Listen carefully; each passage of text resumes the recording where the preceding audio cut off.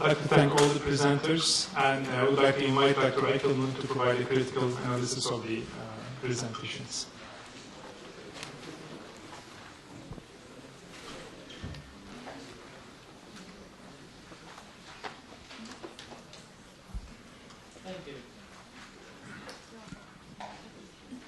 Thank you. The common topic is education. The common topic has been addressed in several very different complementary ways. Eickelman most powerfully looked at the issue of organization and the dynamics of organization, context in which organizations develop, and how important organizations are to make some ideas more central and more persuasive than others, at least for some people. I'll come back to talk about him in a moment, but give an overview of the others. Ruth Woodall has added a vocabulary item to all of us. I work at the chalk face. For those of you where English may not be the first language, that's like working at the pit face in a mine. And the chalk face to a teacher is the same thing as if you're trying to get coal out. It's a use of the English language that will stick with me forever. And spending 8 years at the chalk face gives her a sense of authority to talk about education at earlier levels that none of us can rival. And in her own way, she talks in a very complimentary way about the structure and organization of the movement, or at least of the educational element of it. Asma Asfaruddin takes us in another direction. In terms of time, since we're all concerned with time, the majority of her presentation is giving us a context of the notion of classical Islamic education, and poses the question to us then of how this relates to placing what is new and different about the Gülen movement into a broader context. Charles Nelson takes us in yet another direction of asking us a classic sort of questions on the mind, for instance, of Emil Durkheim. Durkheim comes to my mind because of how influential he was in shaping ideas of education and citizenship in Turkey, amongst other places, and in France for a very long time, of how you build moral character and whose moral character, and does it have to be religious or can it be something other than religious? And Nelson's, Professor Nelson's approach invites us to look at exactly what is learned in school and what's learned in the other contexts in which school children learn as well. So let us go back to Eickelman.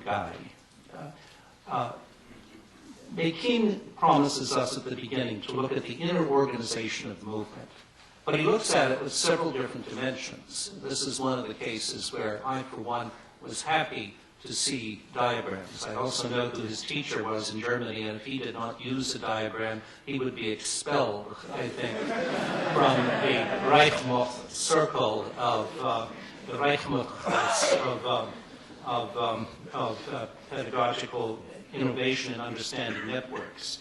But in looking at these things, a guy gives us, I think, a very fresh perspective on how to understand the significance of organizational change and how it comes about.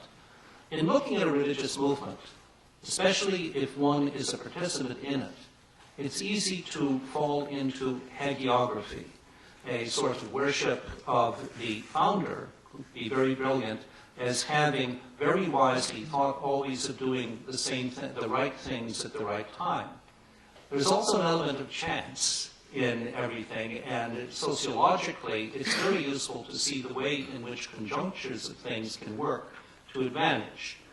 Let's take one thing on which I'm absolutely not an authority, but being the only non-Turkish member of a Turkish organizing group, I often hear things that give me a sense of question. Let's take the sense of the very creative things happening in the formative years of the 30s and early 40s in Turkey of the so-called hidden madrasas. And this is a very interesting question, which I think gets at the core of, and it resonates with a lot of what Eickelman is saying. Hidden does not necessarily mean outlawed. because in many state systems, especially state systems that claim to be all-seeing and all-knowing, such as Ataturk's Turkey was, quite often, to show its dignity and authority, the state will look the other way at certain sorts of things so that it does not show its limits. And so I would question whether hidden really would mean hidden, or whether it would mean that the state would see that there were limits to what it could do and that some things weren't harming it. Now, my analogy is a wild one, but it's in Egypt, where in parts of Egypt you have the judicial system recognizing that it has no hold whatsoever on the villages of the Western Desert, and one has very traditional systems of justice which form no part of the Egyptian code book, but which are essential for making the system work. The hidden madrasas might do the same thing, because the product of the so-called hidden madrasa, one of the products, Fethullah Gülen, then gets a certificate showing that whatever he learned in the school that did not exist sufficed to make him recognized by the state. And this indicates, in a way, quiet things. My first visit to Turkey, I was taken to the shrine, or to the burial place of a prime minister of Turkey, and of course religion was supposed to have no significance for politics, or at least no place in the spoken word, but possibly in gestures and actions, very powerful and very pervasive. And that is my point about looking at the movement and organization.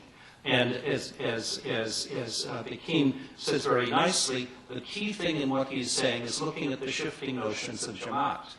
There was an originality in the Nursi movement to how you became a, quote, member. Well, the answer was you didn't become a member as such. You joined affinity groups with no clear boundaries, but people would know one another and work with one another and could flexibly adapt to a situation in which the state was very against the sort of thing that they would be doing at some times. This movement had its strengths and weaknesses, and it became easier to join at other times. Gülen, here we need not follow the detail, but a guy indicates the stages of Hoca Efendi's life in which he was able to work within that system, but at the same time, implicitly at least, to recognize ways in which this system could better accommodate, could better reach wider audiences, which was perhaps the goal of the North Sea movement anyway, but doing it in different ways. A moment comes where I, in my ignorance, would not even use the term break with the Risale-i Nur movement, but a distancing from it, so that at some point one has created something very new. Likewise, the network of virtue, as it's called, the very flexible way in which schools can learn from one another, and one has senses of individual responsibility.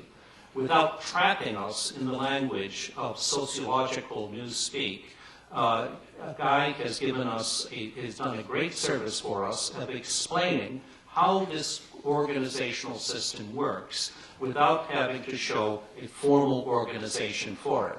Notice that even when he shows what looks like a pyramid chart, the top of it really is amorphous or acephalous. It's just a conjuncture of virtues and ideas rather than any one person as a head or an organizer.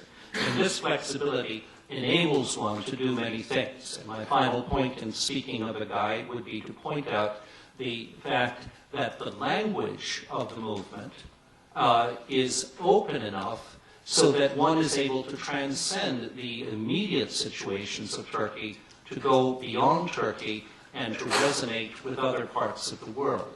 Central Asia, for one, North America, Europe, and other circumstances as well.